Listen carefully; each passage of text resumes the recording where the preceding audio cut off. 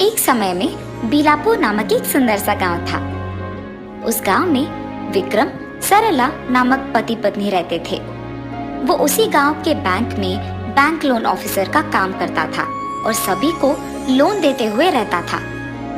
विक्रम उसी गांव का होने के कारण सभी को उस पे और उसकी बातों पे बहुत भरोसा था।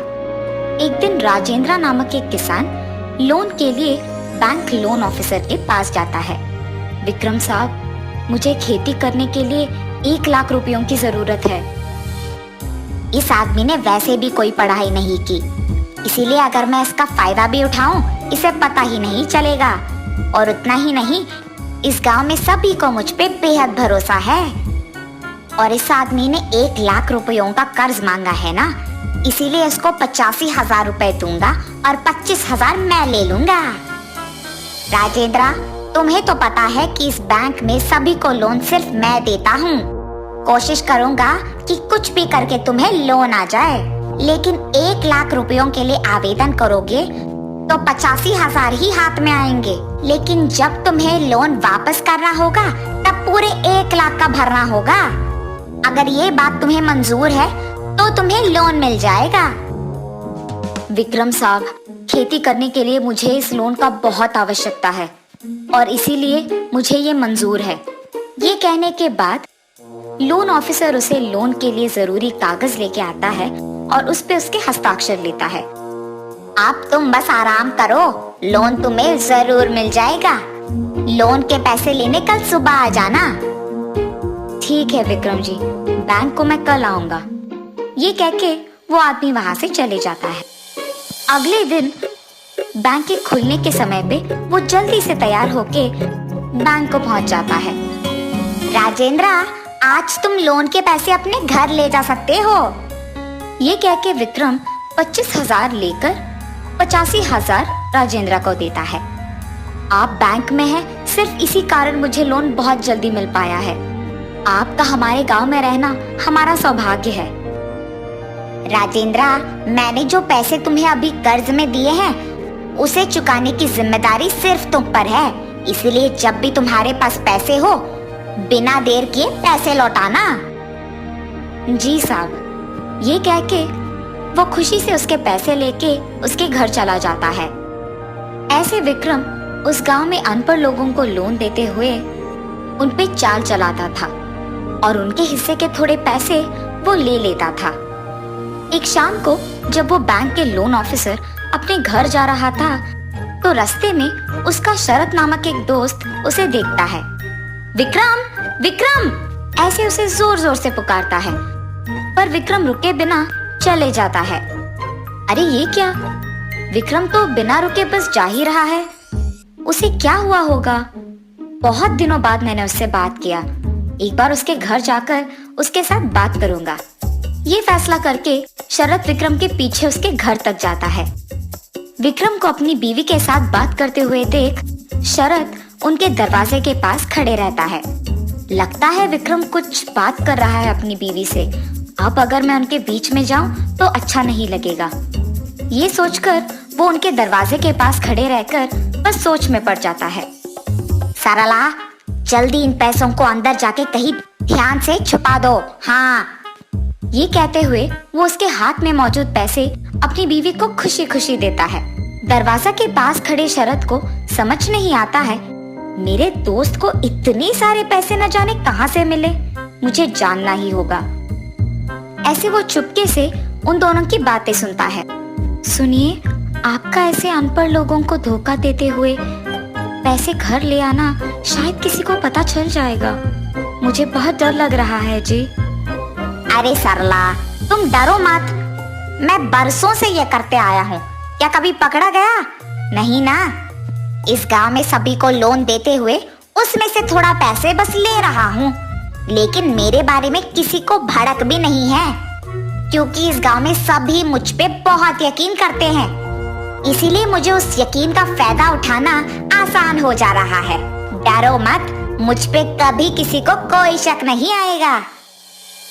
शरत उसकी दोस्त की बातें सुनकर उसे मिले बिना बस उसके घर वापस चले जाता है। ये जानकर कि इस गांव में सभी उस पे बहुत यकीन करते हैं, मेरा दोस्त विक्रम ये सब कर रहा है। गांव वाले अनपढ़ है, वो इसी कारण उनका फायदा उठा रहा है। विश्वास को तोड़ने पर कैसा लगता है, इसका सबक तो मैं उसे जरूर सिखा के रहूंगा। अगले ही दिन शरद उसके दोस्त विक्रम बैंक लोन ऑफिसर के पास जाता है। अरे विक्रम, कैसे हो तुम?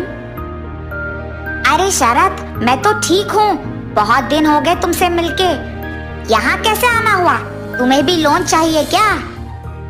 अरे हाँ विक्रम, मैं खुद से प्रावधानों का एक दुकान लगा रहा हूँ, तो उसके लिए मुझे 10 लाख रुपयों का लोन चाहिए। कुछ भी करके मुझे लोन मिल जाना चाहिए यार। तुझे तो मेरे बारे में पता है, मैं पैसे बिल्कुल वापस कर दूंगा। मुझे तो मेरे दोस्त पे पूरा यकीन है कि वो समय पे पैसे लौटा देगा। और अब अगर इसे 10 लाख का लोन चाहिए तो मैं इसे 8 लाख देकर 2 लाख अपने लिए ले लूंगा। शरद, तुम फिक्र मत करो, मैं कुछ भी करके तुम्हें लोन दे दूंगा।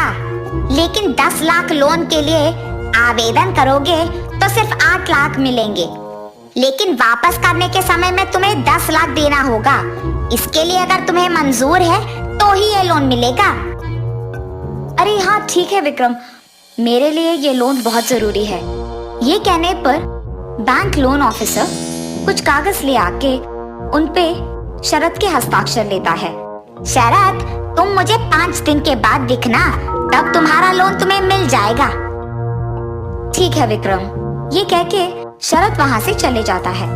उसके दोस्त के बातों के अनुसार ही शरद 5 दिन बाद वापस छठी दिन को लोन ऑफिसर के पास जाता है। शरद, ये लो तुम्हारे पैसे, आज तुम इन्हें अपने घर ले जा सकते हो। ये कह के विक्रम उनमें से 2 लाख उसके पास रख के उसके दोस्त को बाकी 8 लाख दे देता है। शरद उन पैसों को लेकर वहाँ से खुशी खुशी उसके घर चले जाता है। शरद के उस बैंक से लोन लेने के बहुत साल बाद भी वो उन्हें लौटाता नहीं है। ये देख विक्रम उसके पास जाता है। शरद, ये क्या? इतने साल बीत जाने के बाद भी तुमने बैंक के पैसे नहीं लौटाए। विक्रम, तुम्हें तुम्हारी गलती का एहसास दिलवाने के लिए ही मैंने ये सब किया है, इसीलिए तुम जो चाहे करो, मैं ये पैसे नहीं लौटाऊंगा। मैंने तुम पर विश्वास रख के तुम्हें पैसे दिए हैं। मुझे कभी नहीं लगा कि तुम मेरे भरोसे को ऐसे तोड़ दोगे। रुको, मैं तुम्हारे बारे में पुलिस को कह दूंगा और कुछ भी करके तुमसे ये पैसे वापस ले लूंगा। विक्रम, शायद तुम्हें नहीं पता है, पर मुझे पता है कि तुम हमारे गांव के अनपढ़ लोगों को लोन देने के बहाने में उनके पैसे चोरी कर रहे हो। इसीलिए अगर तुमने पुलिस लोगों को मेरे बारे में कह दिया तो मैं उन्हें तुम्हारे बारे में कह दूंगा। पर अगर तुम चाहते हो कि मैं ये बात किसी को ना कहूँ तो तुम्हें वादा करना होगा कि तुम लोगों को ऐसे धोखा देना बंद कर दोगे। सोच लो। नहीं नहीं, मैं आपसे किसी को धोखा नहीं दूंगा। मेरे बारे में कृपया किसी से मत कहो। अपने दोस्त शरद के वजह से विक्रम को उसकी गलती का एहसास होता है और उसे मालूम पड़ता है कि विश्वास तोड़ना कितना बुरा है। इसीलिए वो चुपचाप वहां से चले जाता है। उसके बाद शरद के पैसों को विक्रम खुद बैंक को लौटा देता है।